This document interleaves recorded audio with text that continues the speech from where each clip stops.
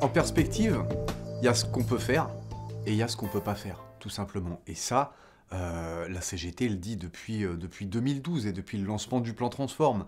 Il y a des choses qui appartiennent à l'entreprise et il y a des choses qui appartiennent à l'État. Il y a des responsabilités claires qui appartiennent à l'État. Ce qu'on voit depuis plusieurs années, c'est un empilement invraisemblable de rapports divers et variés sur les difficultés du pavillon français, sur le différentiel de taxes, notamment aéroportuaires, qui fait que si on compare Air France et KLM, à activité équivalente, on payerait 350 millions d'euros de moins si on était installé à l'aéroport d'Amsterdam plutôt qu'à celui de Paris. Voilà, il y a des vraies questions qui sont entre les mains des politiques, qui passent leur temps à commander des rapports, à les lire, à se les faire tourner, et puis visiblement ces rapports atterrissent tous au même endroit, c'est-à-dire à la poubelle. Je pense qu'il faut être aujourd'hui alarmiste sur le secteur et le transport aérien français.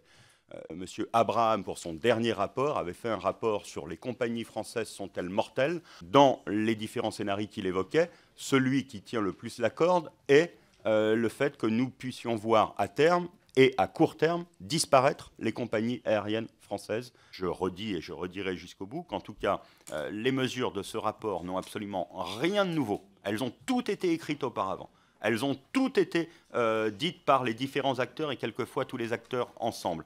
Elles sont urgentes et à minima, et je le dis, si elles ne sont pas mises en œuvre, nous nous retrouverons encore dans quelques mois pour un nouveau rapport qui fera suite à une situation de crise et qui sera dans un contexte encore dégradé par rapport à celui que nous connaissons aujourd'hui.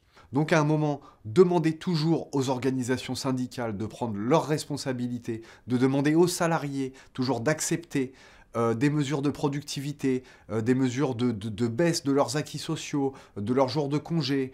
Il arrive un moment où tout ceci a des limites. Et il faut que l'État le comprenne. L'État s'était soi-disant engagé à accompagner ce plan et à aider son transport aérien français. Il n'y a pas qu'Air France, même si Air France représente 80% du transport aérien français. Il y a des vraies questions qui sont posées et le politique, encore une fois, ne pourra pas faire l'économie d'y répondre. Les salariés pourront continuer à faire encore des efforts et des efforts. On sait très bien que s'il n'y a pas un vrai coup de pouce de l'État derrière, ça ne suffira pas.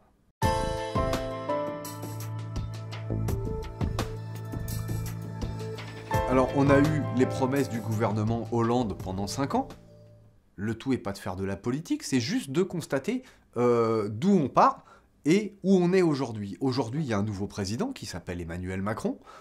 Il lui appartient de se positionner sur ce dossier.